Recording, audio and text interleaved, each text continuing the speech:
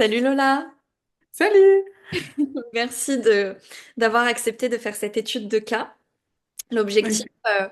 c'est que tu puisses répondre aux questions des gens qui souhaiteraient nous rejoindre soit dans l'accompagnement du hub ou soit sur d'autres formats, mais surtout dans le hub et qui se posent encore des questions et qui se demandent si c'est fait, si ça pourrait être fait pour eux et de voir concrètement qu'est-ce qu'on voit dans le hub, etc. Et de surtout de parler de ton expérience à toi, parce que ça c'est important. Donc déjà, merci encore d'avoir accepté. Avec plaisir. Déjà, peut-être que la première question que je pourrais te poser, c'est qui tu es, Lola? Est-ce que tu pourrais te présenter de la manière dont tu le souhaites? Ok. Ouais, c'est une question qui est pas simple, mais ok. Bah, je suis préparatrice mentale, donc pour les sportifs, principalement. Pas que, beaucoup d'étudiants ici en ce moment, mais principalement du sportif. Et voilà, enfin, j'ai 25 ans et ça fait quoi, plusieurs années maintenant qu'on travaille ensemble. Oui, effectivement, on s'était dit la dernière fois que ça fait à peu près 3 ans qu'on travaille ensemble, donc ça commence à faire. Ouais. Est-ce que tu pourrais nous parler un petit peu de la situation, entre guillemets, avant qu'on commence ensemble, justement, pour en venir à qu'est-ce qui a fait que t'es accepté que, tu vois, de te faire accompagner et te dire, bah tiens, c'est le moment. Mm. Bah, quand on a commencé, en fait, j'étais au tout début, donc il n'y avait rien du tout. Enfin, oula, donc j'avais fait peut-être deux posts Insta, et c'était présentation, qu'est-ce que la prépa mentale, enfin des posts classiques, pas forcément ce qui donne le plus de visibilité, mais voilà, c'était mes petits débuts. Et je pense que j'avais surtout besoin, en fait, d'accompagnement dans mes débuts aussi, dans le soutien, ok, lâche rien, on va y aller, let's go et tout. Et en fait, ça m'apportait un peu de la stabilité aussi parce que je devais un peu rendre des comptes, je devais faire des choses, je devais préparer des posts, te les envoyer, enfin voilà, avoir aussi un peu des devoirs à faire et ça structurait en fait pas mal de choses et ça structurait aussi le reste derrière. Ça me donnait un élan en fait pour pouvoir faire des choses et pour pouvoir être toujours dans l'action, on va se dire. Donc ça, c'était vraiment cool. Et puis bah on s'est vu une première fois assez rapidement en fait dans nos échanges et en fait bah je trouvais que c'était plutôt intéressant que ça me permettait d'avoir une structure comme je te disais et ouais vraiment un soutien et surtout bah une ligne directrice parce que j'étais absolument pas formée ou j'avais aucune connaissance dans ce que je devais faire. Je savais qu'il fallait que je le fasse mais je savais pas comment, je savais pas par quoi commencer, etc. Donc je me suis dit bon bah dans tous les cas j'ai tout à gagner donc let's go quoi. C'est super intéressant, mais justement, moi, je me questionne parce que tu vois, il y a plein de gens qui viennent me voir parce qu'ils sont un peu au bout du rouleau. Et tu vois, ils ont essayé plein de choses et ils ont voulu essayer par eux-mêmes. Et j'ai des gens qui me disent non, mais je vais essayer par moi-même avant. Qu'est-ce qui fait que toi, tu t'es dit non, tu sais, je vais pas attendre encore. Parce que je crois que tu venais tout juste de sortir de l'école en plus de prépa mentale. Et tout de suite, tu m'as dit, bah ouais, moi je sais que j'ai besoin de me faire accompagner, donc je le fais, tu vois, et que t'as pas attendu de le faire toute seule. Pourquoi? Qu'est-ce qui a eu, enfin, quelle a été ta réflexion en fait par rapport à ça? Bah, parce qu'en fait, au début, j'étais un peu curieuse et tu m'avais dit une phrase qui m'a convaincue, c'était dans tous les cas, s'il y a quelqu'un qui est moins bon que toi et qui est plus visible, on va aller chez l'autre personne. Et en fait, je me suis dit, bah, c'est vrai, enfin, il faut que je sois visible aujourd'hui. C'est surtout comme ça que ça fonctionne. Et en fait, je voulais développer à la fois le local et le digital. Donc, j'avais besoin aussi de cette présence, même localement, pour prouver, entre guillemets, que j'avais des compétences et que je pouvais, en fait, être la personne à prendre. Donc dans tous les cas, en fait, j'avais besoin de ça, j'avais pas forcément de repères et je voulais pas perdre de temps en fait. Je voulais pas attendre 3 ans, 5 ans avant de me faire accompagner. Donc je me suis dit bah c'est maintenant ou jamais. Enfin, je me suis pas trop posé de questions en fait. Je t'ai fait confiance un peu les yeux fermés et je me suis dit bon bah voilà, on verra ce que ça donne. C'est vrai que ça avait été très rapide, je me souviens. C'est pas dur à convaincre, je crois. Non, mais en plus, c'est ça qui était intéressant parce que moi, je me suis dit, bah ouais, c'est chouette parce que tu partais vraiment de rien. Après, il y a des filles, tu vois, dans l'accompagnement qui partent d'un niveau un petit peu plus avancé que toi au début. Mais je trouve que justement, c'est intéressant de se dire, ok, bah, je démarre et je vais juste faire confiance et faire confiance au processus et au fait que, bah ouais, t'as pas les compétences, tu vois. Et je pense qu'il y a un peu une question d'ego parfois quand les gens se disent, oui, mais je voudrais essayer par moi-même, etc. Cette peur d'investir aussi. Je pense que c'est pas toujours évident d'avoir cette peur d'investir. Est-ce que c'est quelque chose que t'as eu au début ou tu t'es dit, bah, tu savais qu'il fallait investir? Bah, les deux. J'avais peur d'investir, en même temps, je savais qu'il fallait que je le fasse. Et enfin, en plus, tes prix n'étaient pas non plus démesurés par rapport au marché. Donc, je me suis dit, bah, en vrai, enfin, avec toi, j'ai eu des contacts, ça s'est bien passé, etc. Donc, je te fais confiance et on y va. Après, ça a aussi beaucoup été par rapport au feeling, etc., qui a fait que j'ai signé. Enfin, forcément, j'avais un peu cette peur parce que je me suis dit, bah, je commence, enfin, voilà quoi, est-ce que vraiment ça va me servir? Et au final, bah, je regrette pas. Mm. Trop cool. Ok, ben justement, qu'est-ce qui t'a fait dire dans mon approche, ok, je pense que par rapport peut-être aux autres offres du marché, je sais pas si tu avais un peu regardé ce qui se passait à ce moment-là, donc c'était il y a 3 ans, entre-temps il y en a eu d'autres hein, qui se sont développés, mais qu'est-ce qui a fait à ce moment-là que tu t'es dit, ok, bah cette approche me plaît bien et j'ai pas spécialement besoin d'aller voir ailleurs. Bah, j'avais regardé un petit peu, mais sans plus. Ce qui me plaisait, c'était bah, vraiment les séances individuelles que tu pouvais proposer. Au tout début, il n'y avait pas encore toutes les améliorations que tu as fait entre-temps. Je crois qu'il n'y avait pas de collectif. Hein, il n'y avait pas de... Euh, il n'y avait pas de plateforme. Enfin voilà, il y avait eu, je suis encore de l'ancienne école, donc il n'y avait encore que les séances individuelles Et le drive. et le drive, que j'ai toujours d'ailleurs. Donc, il y avait un suivi et c'était vraiment en fait le côté personnalisé qui me plaisait parce que j'avais besoin qu'on me dise il faut que tu fasses ça comme ça, il faut que ça soit prêt pour telle date. Enfin voilà, en fait, de mettre des objectifs précis, c'est ce que j'avais besoin parce qu'en fait, au début, on est totalement perdu et j'avais pas forcément regardé ailleurs. Bah, parce que bah, je savais que c'était plutôt avec toi que je voulais aller, donc bah voilà, je t'ai fait confiance et puis on verra, hein. Sur le moment, je me suis dit bon, peut-être que c'est pas forcément la meilleure décision, mais au final, c'était une très bonne décision. T'es encore là 3 ans après, donc ça va. Grave.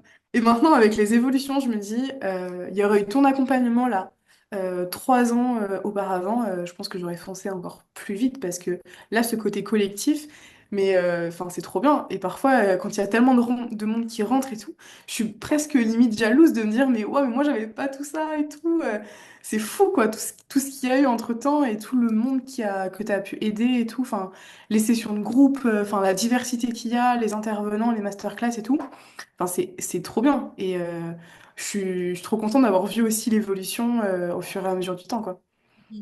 Ouais, c'est ça qui est cool, c'est que moi j'ai pu voir aussi ton évolution, et ça on va en parler. Mais toi, tu as pu voir aussi l'évolution de comment est le hub aujourd'hui. Et c'est pour ça que, tu vois, je trouvais ça intéressant de faire ton étude de cas aujourd'hui avec toi, le recul de 3 ans plus tard, de voir est-ce que ça t'apporte toujours quelque... T'es la vieille des vieilles du hub, Mais grave. Mais je crois que je suis la plus ancienne, non? je Ah, pense. peut-être pas. Peut-être pas. Ah, sincèrement, je pense que si. Oh Ouais. waouh, il faudrait une médaille de l'ancienneté, quoi. Exact, mais c'est vrai, je vais maintenant me la... Mais oui, oui, c'est sûr. Et de voir aussi que 3 ans après, que le up peut toujours t'aider et de voir que toi, voilà, tu as vu aussi cette évolution de ce côté-là. Ouais. Ouais, c'est ça. C'est pas je suis encore là 3 ans après parce que je suis encore en train de galérer, mais vraiment parce que ça m'aide au quotidien et que tu as tellement créé une communauté et ouais, je sais pas comment on dit, une cohésion en fait autour de ça. Collectif, ouais. Voilà, un collectif que en fait, il y a toujours des choses à apprendre, le retour des autres, enfin, il y a toujours de quoi en fait évoluer. Et donc, bah, c'est pour ça que je suis partie des murs maintenant, quoi. C'est ça. Des fondations. Mais c'est vrai, et, toi, enfin, je le dis souvent que le hub, il a été construit aussi avec notamment toi et d'autres personnes qui m'ont aidé vraiment à le peaufiner, à améliorer tout le process. Mais ce qui est intéressant, c'est ce que tu dis, c'est que il y a une évolution aussi. dans le marché, dans les tendances, dans ce qui se fait, dans la façon de communiquer.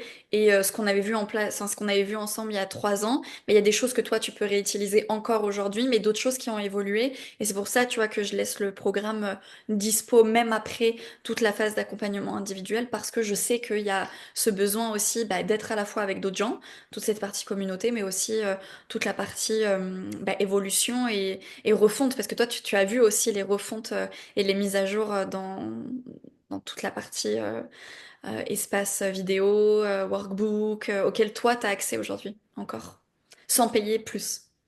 Grave. Mm. Mhm. Ok, est-ce que tu peux nous parler, parce que j'imagine que c'est ça qui intéresse aussi toutes les personnes qui peuvent regarder cette vidéo là aujourd'hui. Euh, Est-ce que tu as eu des résultats avec le hub et qu'est-ce qui s'est passé pendant toute ta phase d'évolution? Est-ce que tu pourrais nous en parler un peu? Ouais, alors il y a eu plusieurs vagues. Il y a eu une première vague où j'ai réussi à convertir mes premiers clients sur les réseaux, donc j'étais trop contente. Donc j'ai réussi à en convertir deux, voire trois, deux de sûr de mémoire. Surtout donc Instagram en parlant, donc en connectant, et aussi TikTok en faisant pas mal de vidéos et en apparaissant un petit peu dans les pourtois des gens. Donc ça m'a permis justement d'avoir des premiers contacts. Et après, donc ça a été en fait, c'était vraiment les sportifs idéaux que je rêvais d'accompagner. Donc c'était vraiment trop bien. Et c'est des gens qui reviennent ensuite d'eux-mêmes pour reprendre des séances, pour préparer les choses, etc. Donc ça, c'était trop cool. Période aussi qui fait que les compétitions sont vraiment compliquées en ce moment et que c'est les phases de fin d'année où le stress monte et que c'est les grosses échéances. Donc il y a eu une grosse vague aussi là, il y a quelques jours. Et donc là, pas mal de personnes aussi des réseaux. Donc en connectant, mais pas que, il y a eu plein de choses. Il y a eu des connexions, il y a eu d'autres personnes qui venaient d'eux-mêmes, des recommandations après de personnes que j'avais déjà eues. Voilà, donc pas mal de choses d'un coup qui sont venues. Donc là, en chiffres, sur une dizaine de jours, j'ai eu 15 appels découvertes, donc 15 prospects potentiels à qui bah, il va y avoir différentes choses à proposer, mais des personnes qui restent très intéressantes avec tout sport, tout niveau. Voilà, donc très varié, très diversifié, donc ça veut dire que je touche quand même pas mal de monde, une cible assez large, mais dans ce que je cherche, quoi. Donc très bien et plutôt très contente, et même bah, bookée pendant ces prochaines semaines, parce que bah, plus forcément de créneaux disponibles, quoi. Trop cool. Bravo déjà. Mais ce qui est intéressant justement, bon, toi, en plus, t'es dans un secteur qui est assez particulier parce qu'il y a forcément une phase dans l'année où bah, il y a plus d'entraînement et donc forcément on n'a plus besoin de préparateurs mentaux, etc.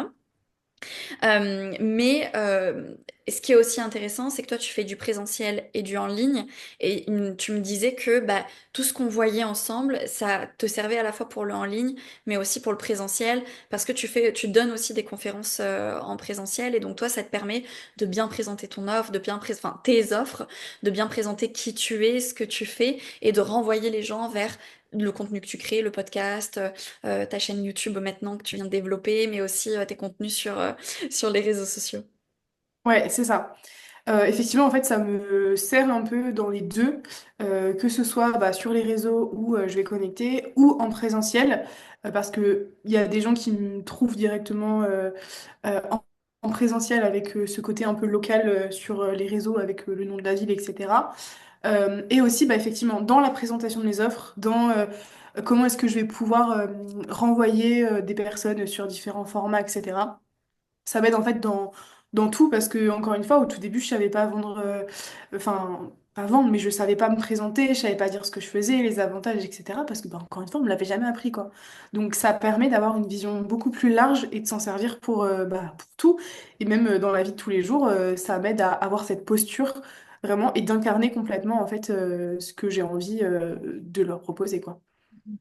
Ouais, et puis en plus, ce que tu disais, c'est que grâce aux réseaux sociaux, ça te permet aujourd'hui de faire du local, faire de la France, du national, mais aujourd'hui, tu es même en train de faire un peu de l'international, puisque tu viens de m'apprendre que tu as eu une nouvelle cliente qui était une très bonne cliente, en tout cas pour toi. Et donc, cette visibilité te permet aussi d'avoir accès à des milieux dans lesquels tu vas pas forcément. Et est-ce que tu pourrais nous en dire un peu plus? Ouais, complètement.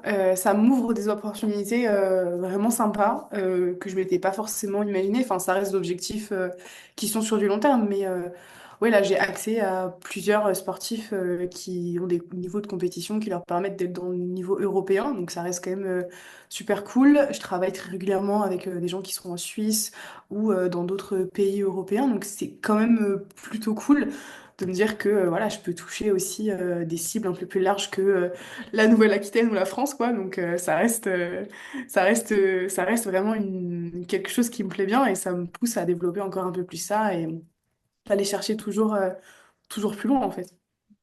Ouais, complètement.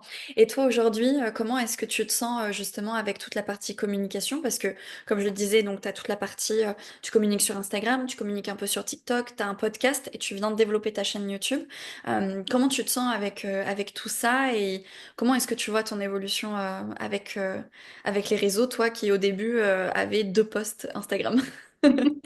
Ouais, alors ça a été un long chemin, mais aujourd'hui je m'amuse en fait, vraiment. Et c'est surtout grâce au challenge que tu avais mis en place en février ou en janvier, je sais plus, février je crois. Mm. Février. Parce que avant, en fait, j'ai eu plusieurs cycles. Des cycles où bah, je me forçais un petit peu à communiquer parce que bah, forcément c'était le début, j'avais besoin de me faire aussi un peu la main sur ça, etc. Après, il y a des phases où je communiquais plus du tout parce que j'avais plus le temps, c'était plus ma priorité et je me suis rendu compte que bah finalement c'est pas si mal, c'est pas si mal de publier régulièrement. Après, je me suis concentrée que sur TikTok et j'avais pas forcément les résultats que je voulais. Du coup, je suis revenue sur Instagram. Bref, c'était un peu le bordel quoi. Et voilà, donc je me suis posée, j'ai essayé de reprendre un petit peu un fil conducteur, etc. Et arrivé donc ton challenge en février avec ce système de jeu, etc. C'était trop bien. Et en fait, je me suis laissée porter par le truc et ça m'a vraiment remis dedans dans l'amusement. Avant, je faisais jamais de réel ou alors pas forcément le genre qui pouvait me permettre de m'amuser. Et là, en fait, j'ai retrouvé une créativité vraiment grâce à ça et je m'amuse et c'est trop bien. Et en fait, voilà, j'ai trouvé un rythme des sujets, des choses dans lesquelles je me sens bien et que je peux facilement faire des copier-coller, enfin du recyclage et juste pouvoir modifier un peu la tournure des choses. Et en fait, bah, maintenant, ça va super vite. Le plus long, entre guillemets, c'est le montage. Et après, bah, j'ai plus qu'à publier et je suis tranquille. Et en fait, ça m'apporte aussi une stabilité dans ma semaine, savoir que je dois faire ça toutes les semaines, poster, etc., pour avoir aussi du monde, etc. Et bah, je me rends compte qu'effectivement, la régularité porte aussi ses fruits un petit peu, quoi. Donc on va continuer. Et donc après, ça c'est plus oui, sur les réseaux. Et j'aime bien aussi les formats longs, donc effectivement le podcast m'apporte beaucoup aussi parce que j'ai pas mal, enfin pas mal, j'ai deux, trois personnes qui sont venues du podcast en me disant qu'ils avaient écouté et en fait c'est plutôt des personnes qui vont pas oser passer le cap en fait de prendre un rendez-vous et au fur et à mesure des semaines en écoutant les épisodes la confiance se crée et c'est des personnes qui vont passer le cap peut-être un peu plus tard que d'autres personnes mais c'est des personnes qui vont vraiment venir parce qu'elles sont vraiment envie et ça va être du long terme, ça va être des choses plutôt intéressantes. Donc c'est un format en fait que au début je me posais beaucoup de questions et au fur et à mesure du temps, plus les épisodes passent, plus on a aussi de la visibilité et plus bah, les personnes écoutent et plus on rentre aussi dans leur quotidien. Et donc en fait les personnes nous connaissent et elles me racontent, enfin elles me disent même quand je lui disais ça et tout, alors que je leur ai jamais dit ça et je me suis dit mais enfin quand est-ce que j'ai dit ça? Et parfois je me demande parce que quand est-ce que j'ai dit ça vraiment? Et après je me rends compte que ça vient des épisodes de podcast et tout. Donc ça fait vraiment partie après de ouais, d'un cycle de confiance qui reste et ça aide quand même d'avoir, je trouve, ce cross-canal-là qui me permet d'avoir différentes sources de personnes, différents types de profils et c'est très intéressant et je m'éclate dans tous en plus. Ouais, c'est trop cool ce que tu dis. Déjà, la première chose que tu as dit, c'est la régularité, c'est important. Ça, toi, tu l'as vu. Tu l'as vu aussi, ça a eu un impact sur tes résultats. Mais tu l'as vu aussi bah, que la régularité, ça permet aussi d'avoir des gens qui viennent, même s'ils n'achètent pas tout de suite. Tu Mm. restes dans leur quotidien, tu restes dans leur tête. Et bah, bah forcément, sur du long terme, c'est intéressant. Et c'est ça la création de contenu, c'est du long terme. Et c'est ça qui est intéressant. Et deuxième chose que tu as dit aussi qui est très intéressante, c'est... et la deuxième chose dont tu parlais qui est important, c'est... tu as dit, je m'amuse maintenant en créant du contenu. Parce que justement, tu as trouvé, toi, ta façon de communiquer et de transmettre ton message. Et que le contenu, c'est pas source de... C'est pas censé être source de stress ou de tu vois, ok, je suis obligée de communiquer, mais j'ai un message, donc je le fais passer, et comme je sais comment le faire passer, je m'amuse. Ouais. Ça te parle? Mm. Ouais, ouais, complètement. Bah, ça n'a pas été toujours le cas, mais ouais, ouais.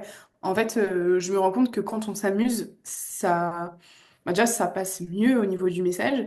Et enfin, c'est plus une corvée, quoi. Donc, on voit les choses différemment et l'inspiration, la créativité vient beaucoup mieux en plus.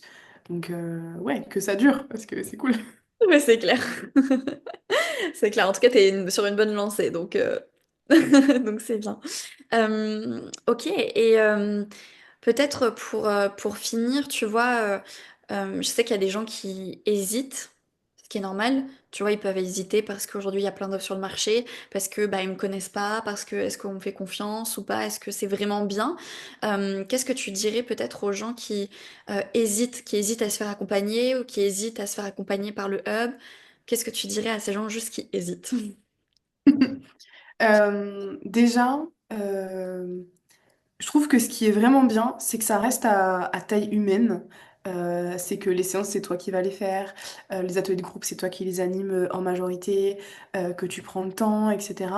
Donc ça reste vraiment le cœur même de ce qui est vraiment bien. C'est que dans pas mal de programmes, il va y avoir une personne qui va être tête d'affiche et après, c'est d'autres personnes qui vont venir faire les séances. Et donc ça, c'est vraiment bien parce que bah, toi qu'on voit passer sur les pubs ou sur un post ou autre, et ben en fait c'est vraiment toi qui va nous accueillir, faire les séances, etc. Donc ça c'est déjà un gros plus.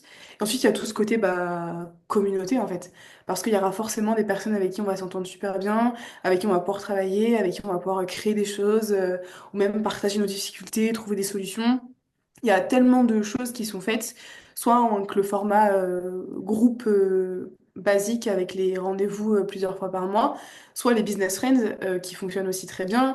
Et on a même des business friends un peu secrets où on se retrouve entre nous en dehors du hub pour travailler entre nous. Et en fait, ça matche bien et en fait on partage les difficultés du moment et il y en a toujours une qui a un truc qui est un peu moins bien donc on l'aide etc.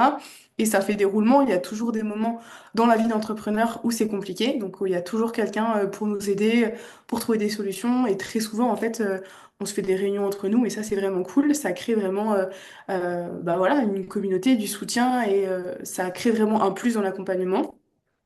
Et en soi, enfin, aujourd'hui, s'il y a 3 ans, je n'aurais pas pris la décision de suivre, en vrai, je sais même pas comment serait ma communication. Est-ce que j'aurais pas pris un job à côté parce qu'au final, est-ce que ce se serait développé pareil? Est-ce que je me sentirais dans cette même posture aujourd'hui? Parce qu'au final, tu aides aussi à développer le côté entrepreneuriat, la posture, la manière dont on lead aussi un petit peu notre entreprise. Donc ça, c'est un vrai plus parce que bah on ne l'apprend pas forcément, au moins qu'on ait fait des études dedans, quoi. Donc ça reste vraiment plus qu'un accompagnement de communication, de stratégie, c'est aussi une ouverture à une communauté, à des personnes qui font le même métier ou pas, mais qui vont nous comprendre, qui ont des stades plus avancés ou qui viennent de commencer. Il y a forcément des sujets qui vont s'entrecroiser et qui vont nous aider. Donc ça, c'est vraiment un énorme plus.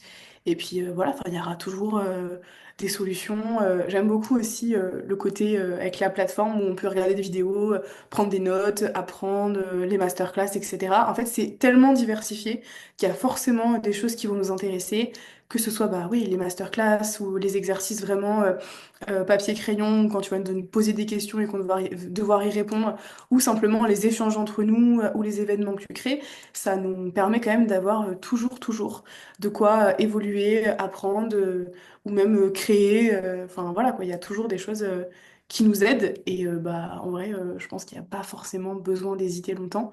euh, pour, euh, pour rejoindre le hub. Et si jamais il y a encore des hésitations, on est toutes et tous pardon, ouverts à répondre à des questions de personnes honnêtement. Enfin, voilà quoi. On peut toujours nous envoyer des messages et on répondra honnêtement sur comment ça se passe dans le hub, quoi. Mais comme ça se passe bien, bah, ça sera des belles réponses, quoi. Trop cool. Et écoute, je te remercie beaucoup, Lola, pour ton témoignage. Je pense qu'il y a plusieurs personnes qui vont pouvoir se reconnaître et ça, c'est cool. Et écoute, on te souhaite plein de bonnes choses pour la suite, hein. Merci. À très vite. À bientôt!